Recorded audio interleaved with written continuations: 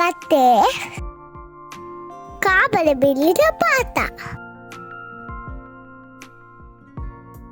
ಮೀರಾ ಎಂಬ ಹುಡುಗಿಗೆ ಕಾಮನಬಿಲ್ಲು ನೋಡುವುದಂದರೆ ಬಹಳ ಇಷ್ಟ. ಮಳೆ ನಿಂತ ತಕ್ಷಣ ಅವಳು ಆಕಾಶವನ್ನು ನೋಡುತ್ತಾ ಎಷ್ಟು ಬಣ್ಣಗಳಿವೆ ಎಂದು ಆಶ್ಚರ್ಯ ಪಡುತ್ತಿದ್ದಳು. ಒಂದು ದಿನ ಮೀರಾ ತನ್ನ ಸ್ನೇಹಿತೆಯೊಂದಿಗೆ ಜಗಳ ಮಾಡಿ ಬೇಸರಗೊಂಡಳು.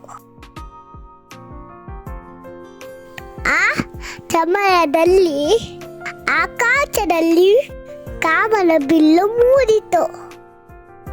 ಮೀರಾ ಅದನ್ನು ಯೋಚಿಸಿದಳು. ಕಾಮನಬಿಲ್ಲಿನಲ್ಲಿ ಪ್ರತಿ ಬಣ್ಣವು ಬೇರೆ ಬೇರೆ ಇದ್ದರೂ ಒಂದಾಗಿ ಸೇರಿ ಸುಂದರವಾಗಿದೆ.